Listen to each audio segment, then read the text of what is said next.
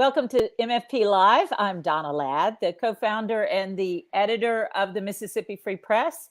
Kimberly Griffin, my co-host and co-founder, is not with us tonight because she's up in Columbus, Mississippi, giving a speech at the W where she graduated from. So she says hello to everyone. She really hates that she misses this fabulous show. I will tell y'all, I think that with these two guests that I have tonight, I may not have to say much of anything. It's just kind of my guess. But I'm really excited about this show to tell you just a little bit about each of these women, and they're going to tell you more. I feel like this show is just this remarkable mix of two women to talk about Black history and the importance of it and how it affects today. They are two different generations of Mississippi women who have a lot to say on the topics of the need for Black history, the need for honesty in the state of Mississippi and beyond, the horrendous legacy of race violence in the state. Both of them are activists in various ways and have been for a long time, especially in Flonzi's case. So I'm going to introduce you to these women now. I'm so excited that they're here. For one, my friend, Flonzie Brown Wright. I don't see her nearly enough, but she is a dear, dear person to me. I have a feeling she just dropped out, so she's going to be back. So we'll pull her in as soon as she gets back. We've had some tech issues getting set up. Talamieka, can you hear? You kind of have a look on your face like we can't hear from you. Okay, I'm going to talk about Talamieka while we try to get that worked out. Talamieka Brice is currently a filmmaker. She's a graphic designer. She runs a business with her husband here in Jackson. She also is a mother of a son and a daughter. And the fact that she's a mother has really, I think she could speak for this when she's back. I think I'm on my own now, so I'm just going to talk about these women until we get them back. Y'all know how technical issues go. But so Talamieka has an amazing film out that's kind of doing the film festival circuit. It's a documentary, and it's kind of talking about her own journey as a Black woman and a Black wife and mother, particularly inspired by, as she told us in a recent interview with Aaliyah Veal, our reporter at the MFP, but that's inspired by watching the violence against Black men in recent years and Black boys and children, particularly policing violence.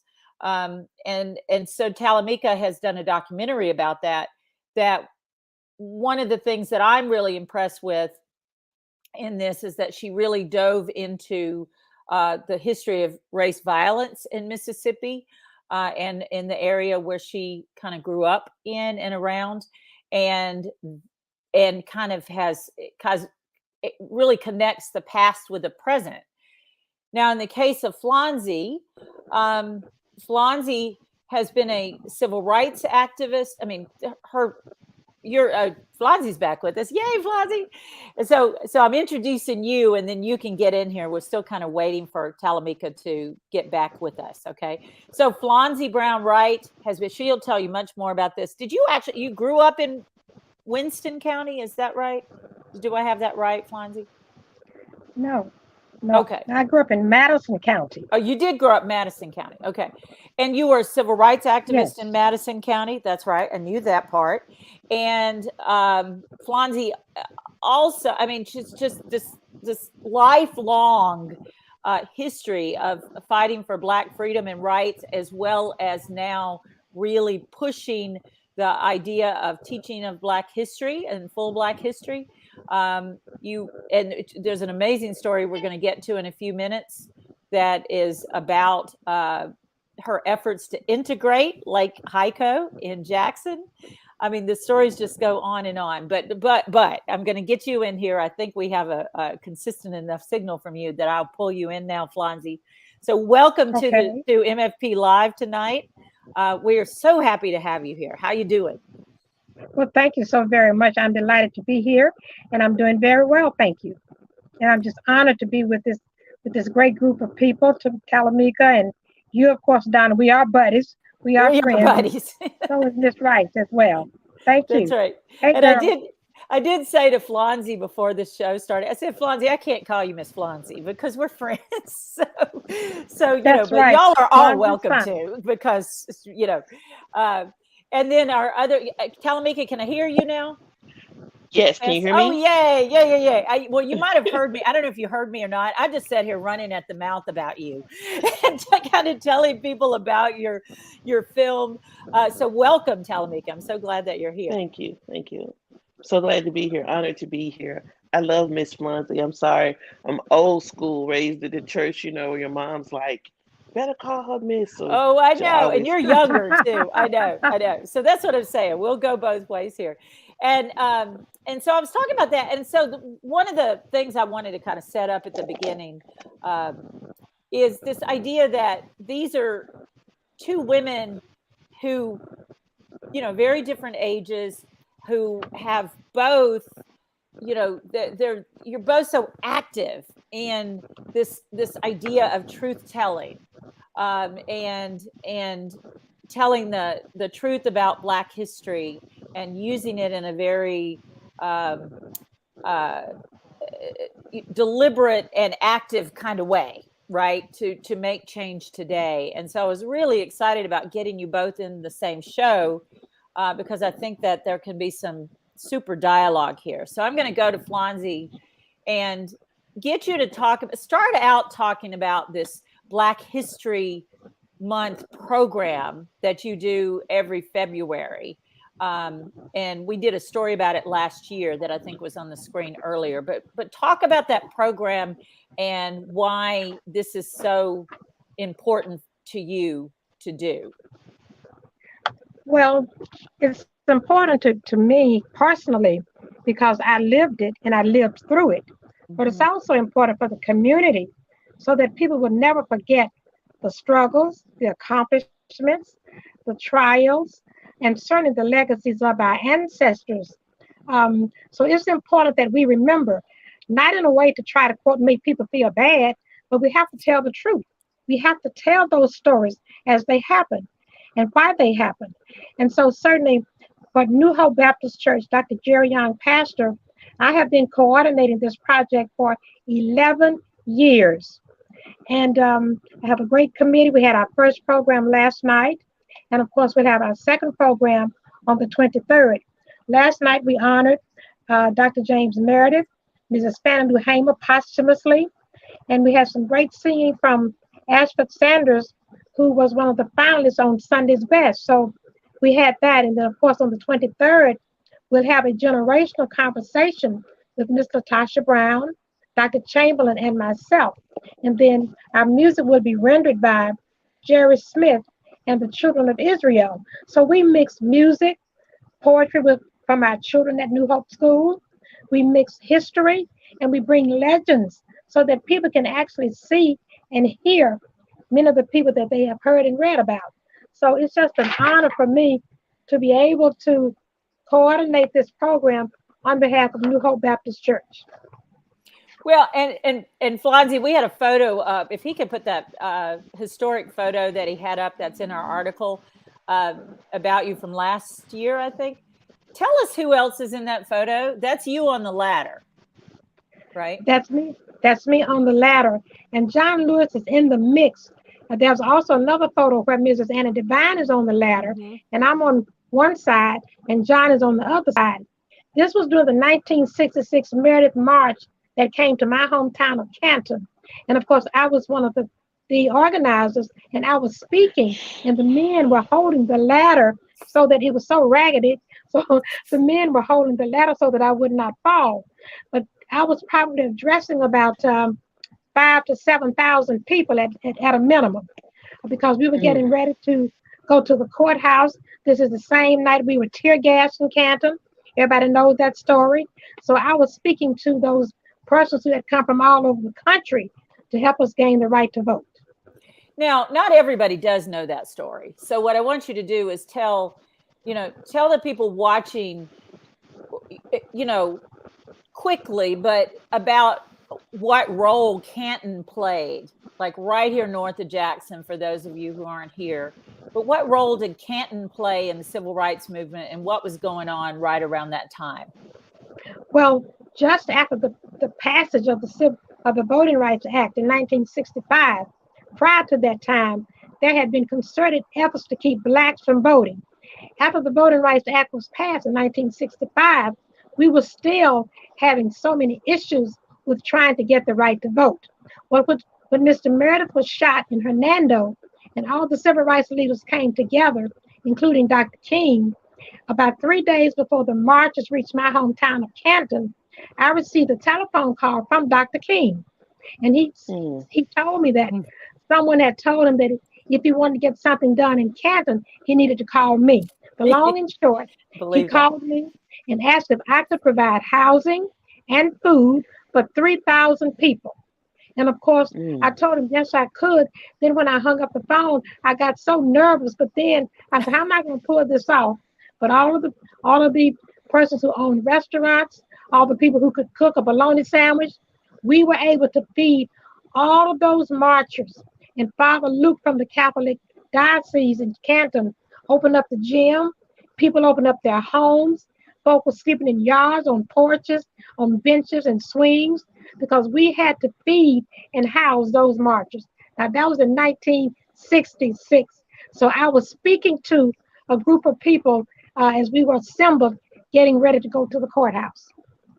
And then one more thing here. It's like, kind of in this era of anti-critical race theory, kind of masquerading, masquerading as that, but a lot of efforts to just kind of censor real history. And tell me, I'd like to hear from your memory how white people in general in your home county were reacting to you guys as civil rights workers. What was that like? Well, it was a very turbulent time. Madison County had a 70% Black majority, which meant that 70% of the people who were eligible to register were Blacks. There was a voting population potential of about 10,000 people, Black people, but only about 100 were, because they implemented all of these crazy rules, how many feathers on a chicken, how many jelly beans in a jar of candy, and all that foolishness to keep Blacks from registering to vote. And so there were many impediments put in our path to keep that right to vote, because they felt, the system felt like if we ever got the right to vote, that we would turn on them and do to them what they had done to us. As a matter of fact, after my election in 1968, the then county attorney called me and wanted to meet with me. And of course, in our conversation, he said, I know you're probably wondering why we kept this voting from your people. I said, well, you can tell me, but I had already figured it out. He said, and this is what he admitted to me. He said, we were afraid. We were afraid that if we allowed you all the right to vote, that you would do to us what we have done to you. And now how sad is that? I said, well, we're not that kind of a people. That's not who we are. We forgave lynching. We forgave slavery to the best that we could. So we were not going to turn around and an eye for an eye. That's not who our ancestors taught us to be. So a lot of it was fear. A lot of it was they had the power, and they did not want to share or give up not 1 inch of power to Black people. And so it was very turbulent. I've been to jail and been tear gassed and had my life threatened, shot at, had the lives of my children threatened, had work taken from my father because I was involved in the movement. So, my family and community have been through a lot of atrocities just to get and preserve this right to vote.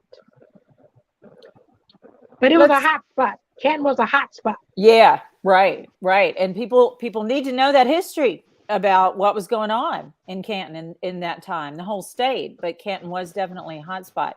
And then Talamieka, you know, how do you, respond to what Flonzie is saying in a sense of, as a younger woman, certainly than both Flonzie and me, and a new generation who is kind of talking about a lot of these things now.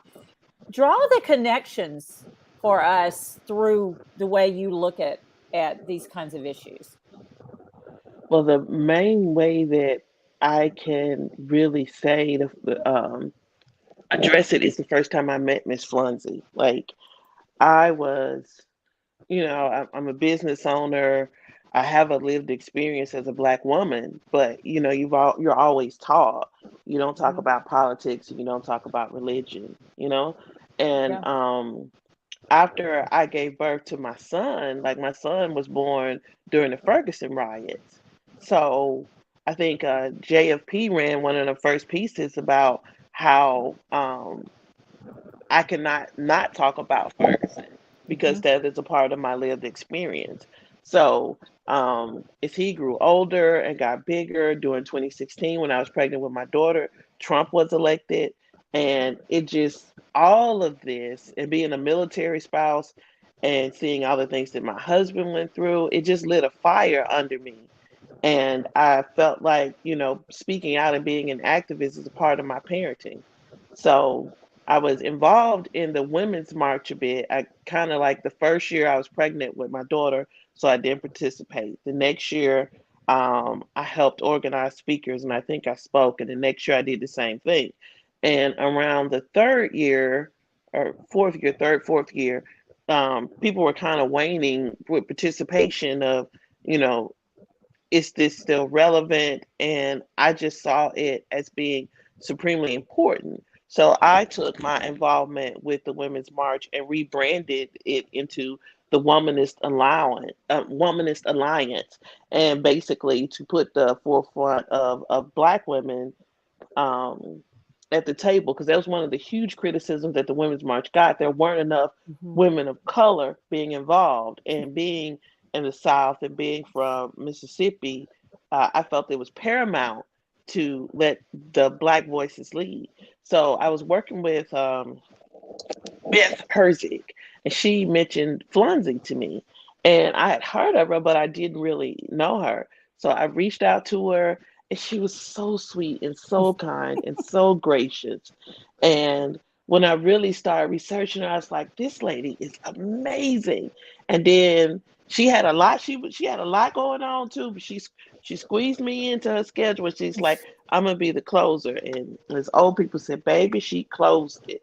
And I am forever grateful for Miss Flonzi. And the part about it at the end, after all of it was said and done and all the applause, and I walk up to her, and I will forever remember this. She grabbed my face and I was about to break and cry. And all she said was, I know, baby. I know.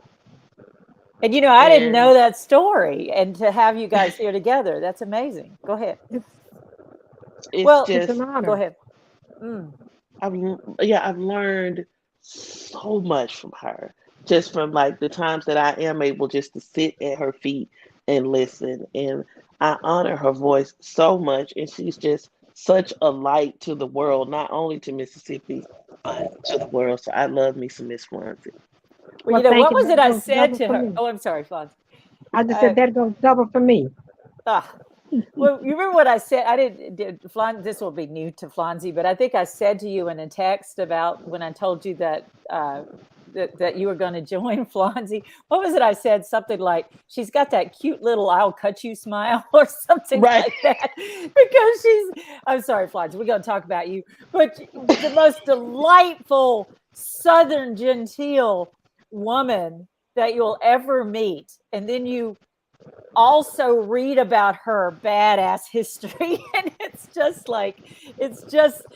and it just keeps coming, which we're going to talk a little bit more about. Look at me, I'm like crying in tears over you guys. I mean, happy, but it's just so true. I mean, it's just you're you're just such a model for us all. I mean, that's, may we work to attain, just this much of the good that you've done in the world, so far, and you're not done yet. And then Talamieka. So, you talked about Ferguson and how you having your son kind of not kind of born amid what was going on in Ferguson, just really kind of electrified you.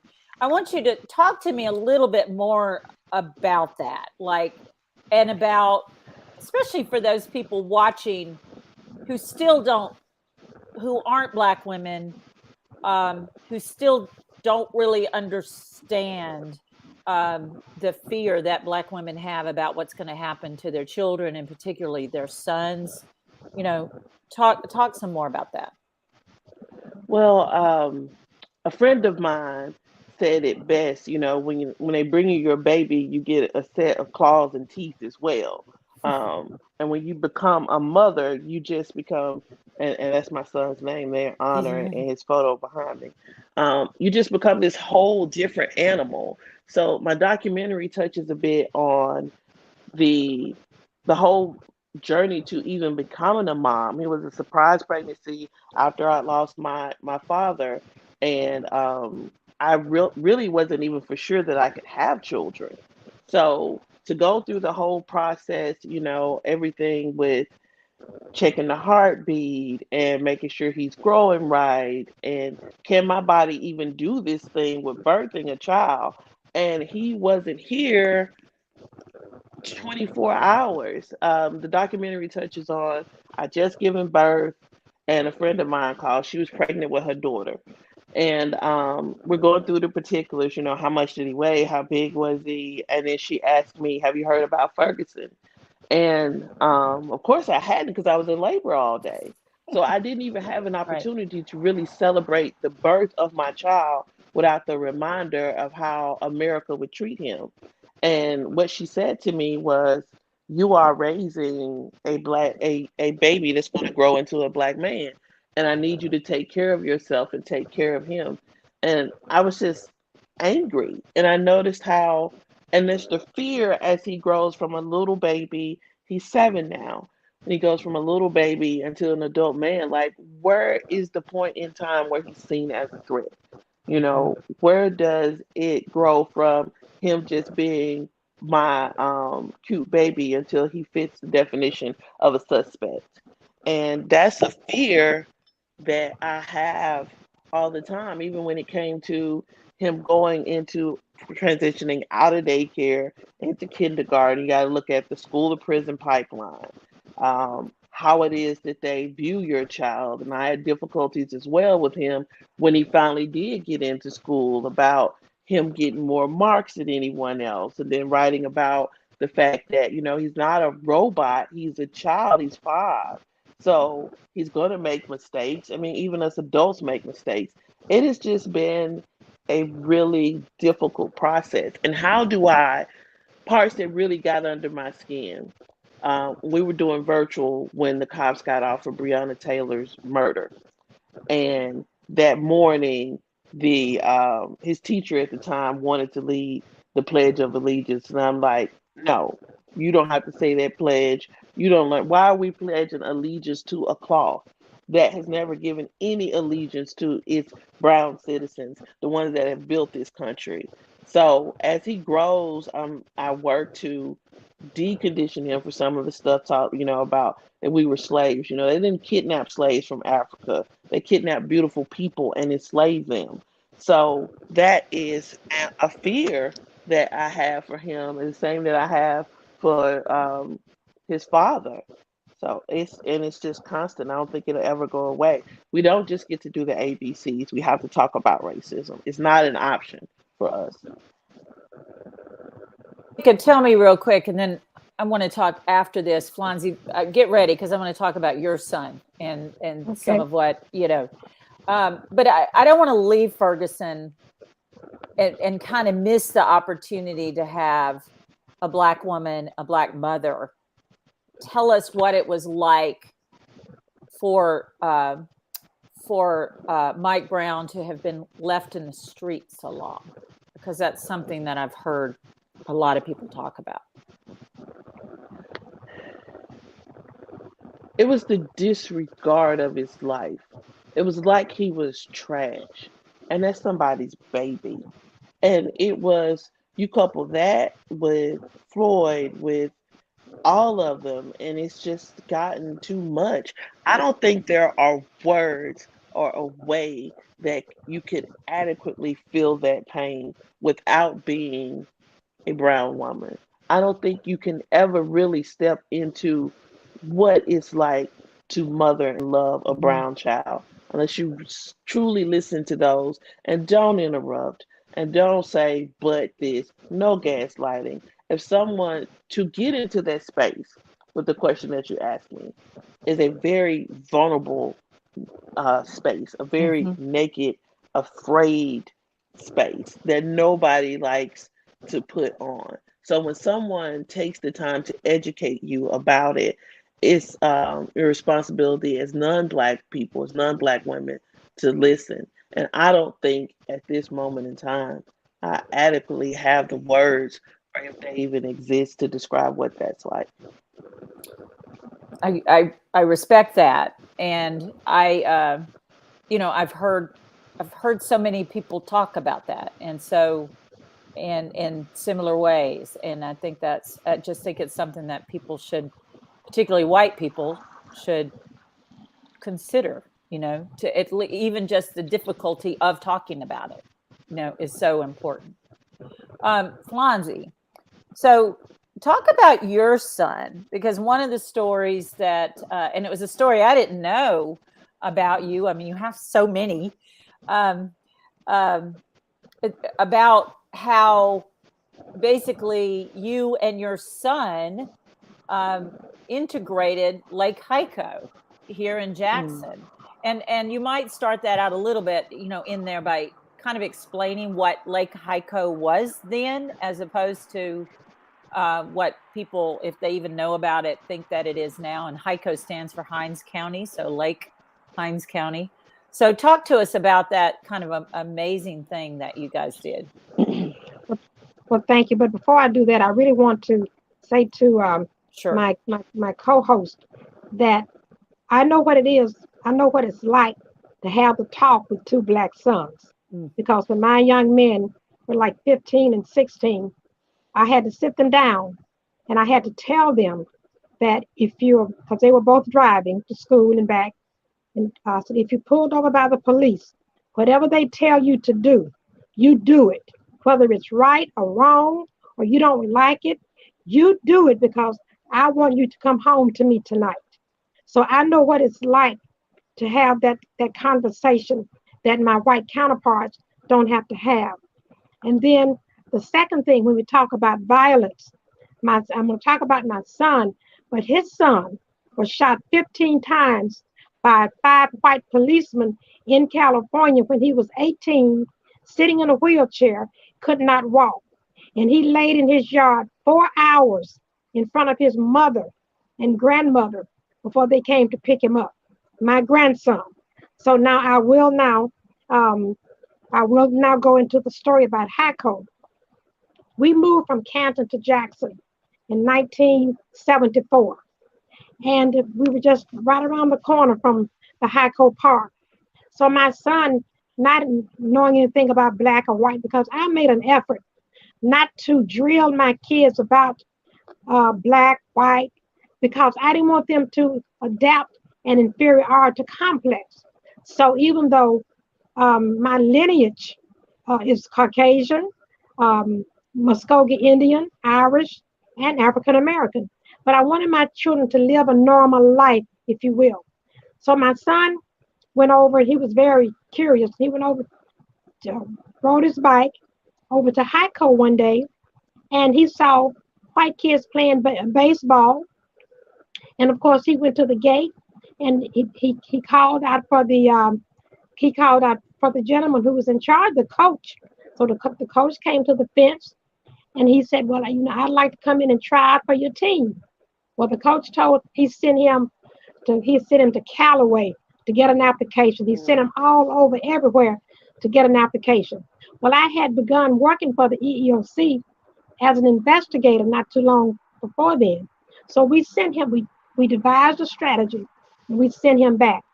In the meantime, we did an investigation at the EEOC and found out that the city of Jackson was paying the coaches, they were paying the utilities, and they were buying the uniforms for those white kids to play and wouldn't allow any blacks to play. Well, the long and short is that I sued the city of Jackson. At that time, Mayor Russell Davis was mayor. I sued the city of Jackson to allow black boys to be able to play at the park. Well, we resolved the lawsuit. No money, didn't want any money. I just wanted an opportunity for everybody to be able to play in that park. So we settled it. They closed the lake rather than have black boaters, blacks in with their boats on the lake. They closed the lake, still closed, but they opened the park up some years ago. Now, when you go into Lake Hyco Park now, because the city understood that it was my son who I filed on his behalf, wanted to do a resolution for him and brought us in and opened up a walking trail in honor of my son. So that's him. So he was about that age when he went over to try and to apply to play. So there's a sign that says the Edward Goodlow Jr. Walking Trail on both entrances of the park. That's my baby, and he's deceased now. He passed away. Will be 8 years ago next month. I'm so sorry, but I'm so glad that you were able to honor him in this way. That's really incredible. And telling that story reminds me. We've been doing this Black Women COVID Systemic Barriers series that you guys may have seen, and Aaliyah Veal is doing the Hinds County piece of it, which is focused on kind of the systemic reasons for violence in Jackson, right? And what that reminded me of, though, was that she focused in on this mother who lost her son to gun violence, which is the part that people forget in all of this, is that there's so many families and mothers particularly losing their sons to gun violence. It's not just about the perpetrators, it's about the victims, right?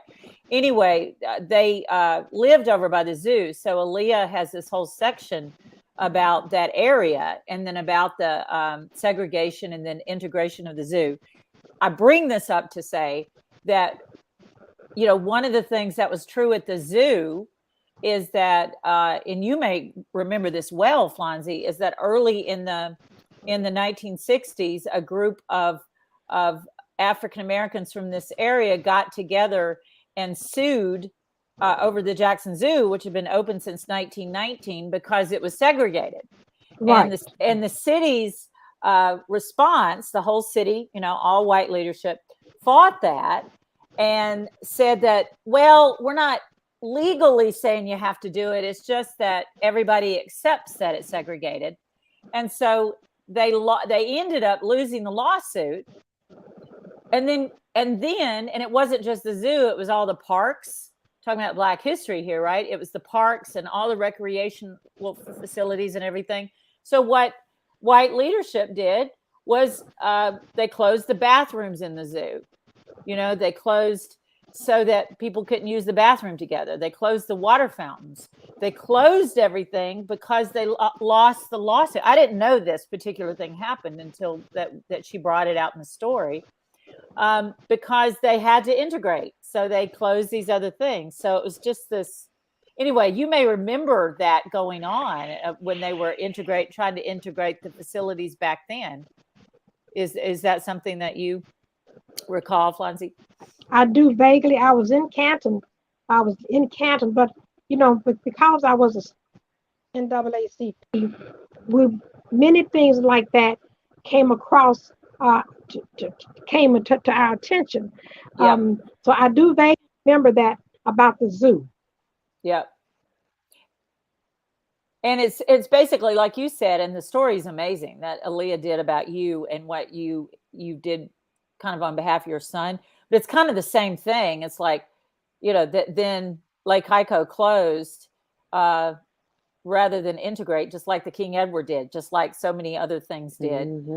Right? And then it leaves decay behind, So I mean, it's in the flight follows, and then the reservoir blows up, and they moved the yacht club. The yacht club used to be, and we have in the story where the yacht club's banner was actually a Confederate flag banner when it was in Lake Heiko. That true. And then it moved to the Ross Barnett Reservoir. So I mean, it's just kind of insanity. I don't know if we just lost Flonzi, but let's go back to you, Talamieka. We are just navigating our tech issues, and we're going to be just fine. So Yes. No worries. So what I think we could do right here is talk more about your film and what your documentary is like. And then I know you have a performance, I think, or an appearance coming up in the next few days. So go ahead and talk about that. And then I'm going to take you both kind of back down that historic race violence journey because of some of the stuff you talk about in the film. But set us up on your film and more about why you did it and what you're doing with the film. Well, just like Miss Flonzie said, all the things that she's lived through, a lot of times people think it was just the 50s and the 60s. But Right. with my backstory and what my film tackles is both in 1988 and 1993, I had the Klan come to our home looking for my brother for a supposed offense of him talking to or yelling at or something about a white woman at both times. So the film basically goes through my fears for my son, and the flag only changed last year. I think last July it was. It's only been down a year. So when they came for my brother, they had those Confederate flags on their car. So there was a tremendous amount of guilt raising my son under that banner. Mm. And I really felt like in order to move forward, because I was fortunate enough to work with Leah Campbell, who's now over the Mississippi Rising Coalition, and we participated in a panel about the flag and why it needed to change. So it's just seeing that violence of how a system set up to like destroy families. And with my film, I go back home to those places. I go back to my childhood home, but this time I go with my mother. And my mother, who's absolutely amazing, like any good mother when I was a kid, she shielded us from a lot of that violence and a lot of that history. So in the film, she and I go back and she tells me on the spot, we're standing on the spot, and she tells me the story of her eyes of how, I'm little and seeing this truckload of white men with shotguns and rubber flags follow our bus and come to our home. And she's able to tell me about her actions because I didn't know. And one of like the catalysts of the film is just her spunk and her drive and how I just remember closing the microwave door, turning around and seeing those truckloads of men, and everything else was just like chaos. But within that chaos, she was able to make sense with saying that this is what happened, that my brother came through to get the gun, but she ultimately took it from him and told the trespassers that, she took it from him and it's like, give it to me, I'll do it. And told the trespassers to leave the property or she killed them. And that is one part I was not expecting her to say on film. That was a huge part that I didn't even know happened because I was still in the inside.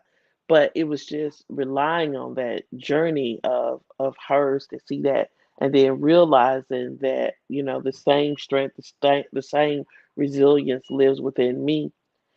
And even nowadays, she's still very great to rely on when it comes to issues with race and my children. And that, she's still here. She has that lived experience. Not as much as Mrs. Miss Flonzi, because in '66, when King came through, she was still a kid. Mhm. So it's just really been something, been healing almost to see the depth of things that have been accomplished through the film. Now there will be Kiese Lyman is the executive producer, and he and I Mhm. recently had a talk with the Mississippi Department of Archives and History. I want to say it was yesterday. That Mhm. was really profound, and just talking about the Duck Hill lynching. Mhm. um, that film will be shown again this Saturday at Smith Robertson Museum in its entirety at the Mississippi Department of Archives. We only did the clip that dealt with the lynching in Duck Hill. And when I was a kid, my grandmother told me a story about hearing men crying out in the woods. And as a child, I always thought, why couldn't I help them? Why couldn't she help them? And then Mhm. when I grew older, I realized that she couldn't, because it would endanger her life.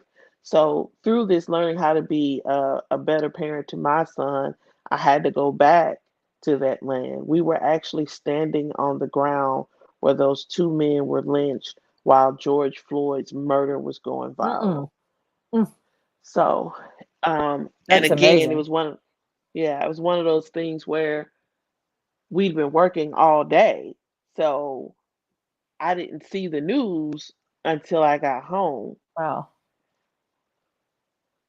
Wow. So, yeah, the film touches on a lot of different things, a lot of different ideas. And one of the things mainly, when Miss Flonzi talked about them closing this and doing that, in dissent, there's never been an anti-lynching bill passed to this day in the United States of America. And when those two men, Bootjack and Red, were lynched in Duck Hill, Mississippi, one of the dissenters, and I think this is where we still are, in dissent said, "We shall at all costs preserve the white supremacy of America." And that's what we're still living in, that Mhm. at all costs, with them closing beaches and still fighting for voting rights all these years later, with the Voting Rights Act being gutted. Um, it's just history repeating itself. But gratefully enough, we have some of those history makers here to still guide us. And before I go back to Flonzi here, just to give just a hair of context there, um, the Duck Hill lynchings, we had lynchings throughout the state, and we're doing a Mississippi race violence project where we're telling a lot of these stories. We haven't actually told that story yet, but what I will say to people, we're not going to put the famous photo on the screen, none Mm-mm. of that, but it is easy to find to learn more about this lynching.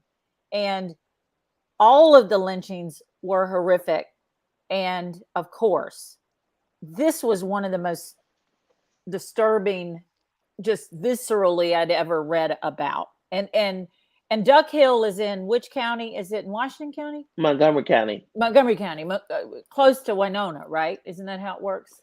Uh, Right. So, In that yeah, area, one right? on.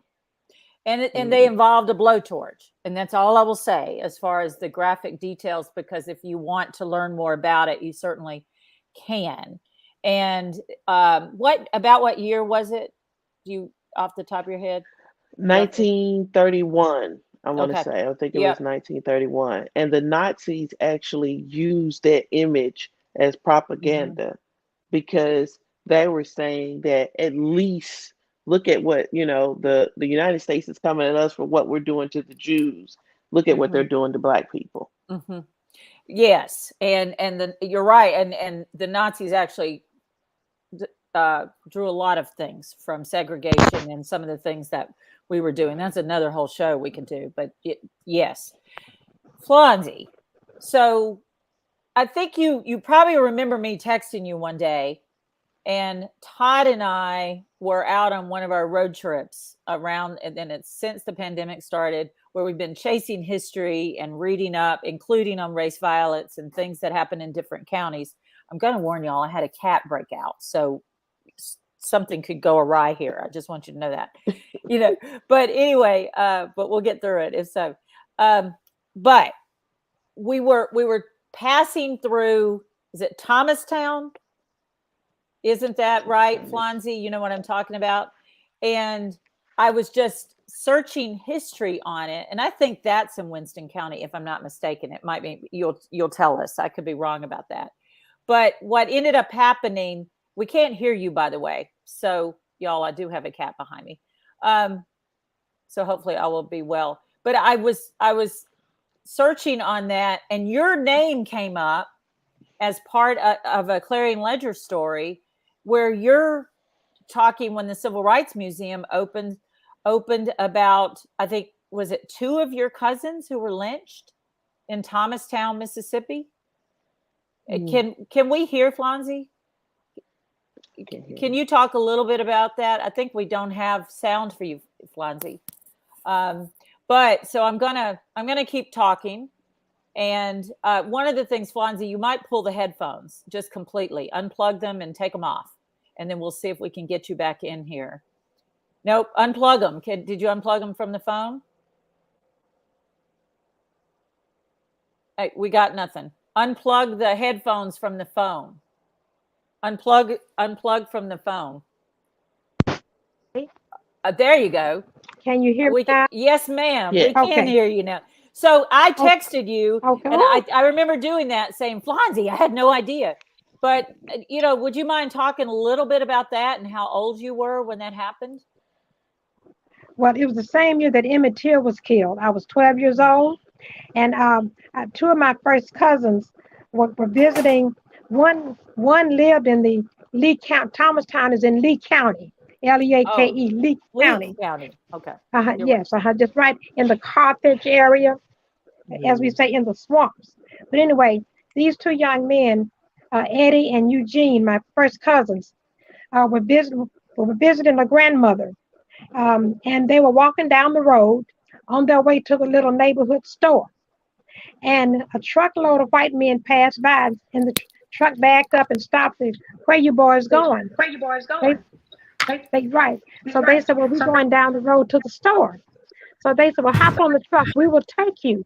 Well, these innocent kids, 15, 17, didn't know anything about, lynching. But it was the same year that Emmett Till was killed. They may or may not have even heard about it. They hopped on the truck, and those men took my cousins out in the woods. They beat them, and then they chained them to their truck, and they drugged them until their bodies were decapitated. I had an opportunity to share this story with Mrs. Mamie Till Mobley. I had gone to Chicago to speak for Reverend Jesse Jackson's Rainbow Push, at that time, Operation Breadbasket. And Mrs. Till was also a speaker. And so mother to mother, we had an opportunity to find us a little corner, and we just began to talk, and we wept. And I know that the documentaries say she wanted the world to see what had happened to her son. But her direct quotes to me were, I want the world to see what hate has done to my son. So, but anyway, my 2 first cousins were dragged to death. What I remember so well is that my mother and daddy were called to come to the funeral home because they found out who these boys were, my dad's brothers, children. So dad and mom went to the funeral home. And of course, at that time, they didn't leave kids at home. You were never where your parents went, especially if it was at night. And I remember sitting up in the parlor in the funeral home when mother and daddy went back in the room to identify these boys. And I tell you, the scream from my mother's voice, I will never forget that even today. I can hear the shrill of that scream of my mother as they were identifying these babies, 15, 17, who didn't know, you know, who didn't know about the ugliness of racism. So imagine going to a church and you got two caskets laid out in front of in the church of two kids who had been just dragged to death, and they couldn't even open the caskets because they were their bodies were just mutilated so badly. But I grew up with that, and also my dad's baby brother, 18 years old, had been accused of stealing something out of a store, and some white men came to my grandparents' home, and they tied him to a tree that was laying in the yard, and they beat him to death in front of my grandparents. So I was on somebody's show a few days ago, and I said, if anybody has a reason to be a mad black woman, it's me. But I want to let everybody know you can't carry hate. You can't carry anger because it will destroy you. And so for my own self-preservation, maybe this is one of the reasons why for 59 years I've been on this journey to teach, to try and show positivity, but also to educate people, to let them know that this has not been a bed of roses. We have suffered. We've suffered greatly. Now, those are just some stories that I know of. But I bet you, if 95 or 98% of every black family can tell you a story which is similar to what I've shared, because that was the order of the day. We came here as not even considered whole human beings. We were not considered a whole human being. And this is a Flonzi thought. I believe that that's why they could beat us and lynch us, because I don't think they think we felt the pain, because we were not whole human beings. How sad is that in America, the land of the free and the home of the brave? I'm so There's sorry, much more, but that's Flonzi. probably enough for now. I'm so sorry. It's just I don't know, speechless. I didn't know about the second part of that story. I did know about the first part. Talamieka, you want to get in there? Do you have something to say there? Told you I'm speechless. About about anything you want. Not really. I just think about, I'm just really digesting what Miss Flonzi just said, because you hear about this. I think it's one of those things that you hear about select stories, they're cherry picked. What I want, honestly, for people to do across the board is to have these conversations with their families. When Kiese and I did the thing yesterday, it was 70% of our audience were older white people. So just as Miss Flonzi has those experiences, so do they. But theirs is different because their family were some of the perpetrators. So what do we do with that? I think it begins with all of us speaking our truth and then digesting it. And can we just not and learn from it and not pass that on to another generation? That's why this boogeyman of critical race theory is so scary. Who would we be as America if we really looked at our truth? Even when you had people that before the flag came down were all, it's heritage, not hate. But it's really the reality that our heritage is hate. And how do we move forward from that? What do we build afterwards? And Flonzi, what do you want to see? What's your advice for people as we end this show? Can't hear you, dear. Can you hear me now? Yes. Okay. What I want to say and challenge people, and this I've been speaking from this topic that I coined some 2 or 3 years ago. Every generation has an assignment. Every generation has an assignment. The journey of 1,000 miles begins with one step. That one step is you. But every generation has an assignment means so much to me because our ancestors and foreparents with no education, being slaves, they brought us as far as they could bring us with limited knowledge and sometimes no knowledge. Look at what has happened over the last 50 to 60 years. Internet, telecommunications, all different kinds of devices that would allow us to learn things that our ancestors could never have dreamt of. And so just as they brought us as far as they could bring us to tell us we were special, that we need not let anyone tell us that we are inferior. Those kinds of life lessons, we must continue to pick that up and move that forward so that our generations, even yet unborn, can understand just how special they are. We're not inferior. I was listening the other day about the Supreme Court nomination, and somebody said something about that may have been an affirmative action pick. How insulting. How insulting can that be when we've worked and gone to school and worked hard to gain an education? Yes, affirmative action has played some role, but they benefited too. And so, anyway, I'll let that alone. I just want to say again, we have an assignment and an obligation to finish the work that our ancestors laid the foundation for us. And when we don't, we do them a disservice by not carrying on their legacy.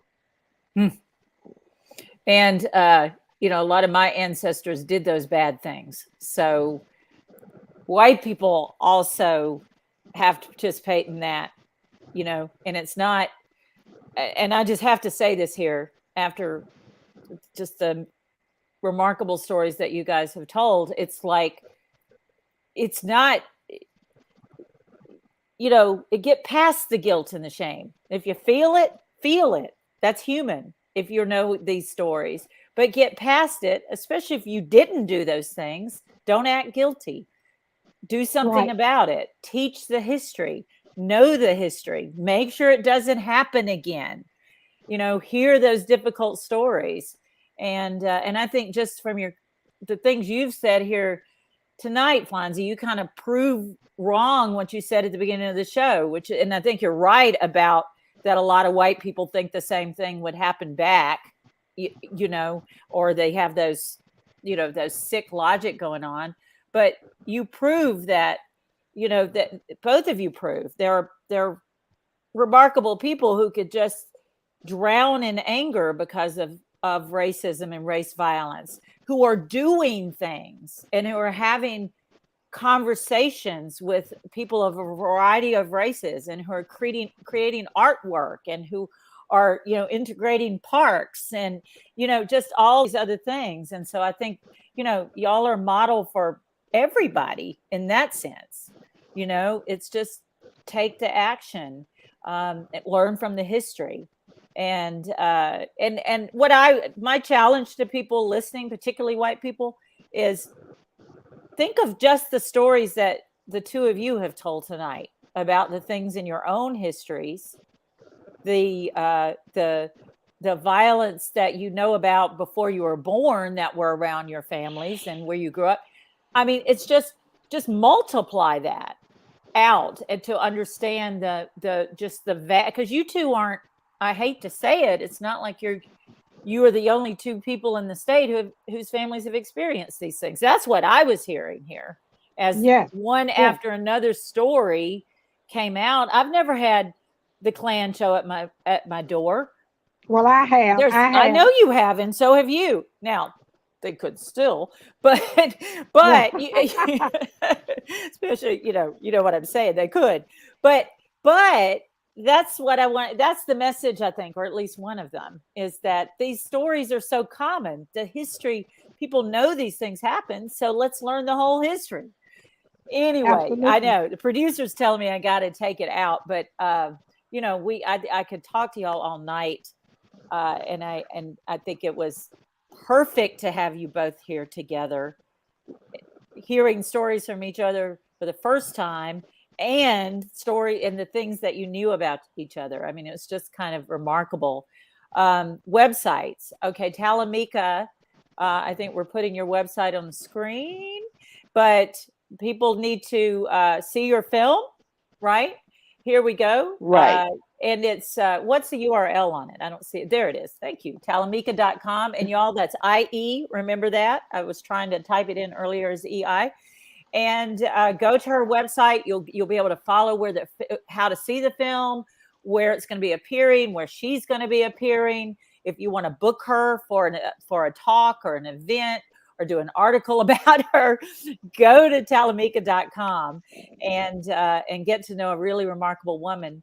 And then Flonzie Brown Wright, I think there's a website for Dr. Flonzie Brown Wright, which is FlonzieBrownWright.com, because these women know how to promote their work, which is something women need to understand.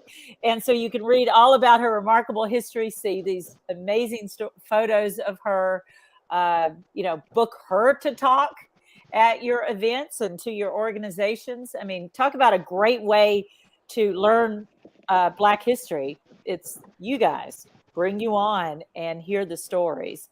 And so thank you so much to both of you. And Donna, I want to thank you. Donna, I really want to thank you for helping to blaze a trail so that these stories can be told. They are important. And, all white people were not bad. I want to say that, because even back in the day, white folks taught our ancestors how to read and write. I mean, they would get cast aside if they got caught teaching them. That's right. So all white people are not bad. But I want to thank you for allowing my junior sister, my junior daughter sister, and I to be on your show tonight. Thank you so very much for all you do. Thank you so much, Flonzie. That means like the world to me, as I know you guys know. Thank you. I appreciate you both. And and I love every message and every text and every story tip that I get from both of you. Y'all are good at that too. So keep that coming. I really appreciate you. I should mention just a couple quick things about the Mississippi Free Press. You can, we are a nonprofit, so you can donate for our journalism at mfp.ms/donate, and our historic context journalism included in that. And I am also going to be doing talk number 2 to our MFP VIP members coming up on February 22nd. You can become a member of the MFP VIP club for as little as $10 a month. And then you get all the past videos, including member talks from Angie Thomas and Anjanou Ellis and Stuart Stevens, as well as the recordings of all my writing talks. And I'm going to actually be doing 4 more of them. So if you want to tell your story, that's actually a really good way to get motivated, is by participating in those. So anyway, thank you so much to you guys. Appreciate you so much. Keep giving them hell. Keep telling the truth.